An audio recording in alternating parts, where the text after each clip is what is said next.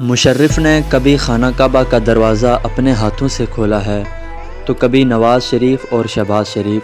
اور کبھی عمران خان ننگے پاؤں مدینہ کی گلیوں میں چلا، مگر صلاح الدین ایوبی حکومتی معاملات اور صلیبیوں کے ساتھ جنگوں میں اتنا مشغول رہے کہ کبھی کعبہ نہ دیکھ سکے۔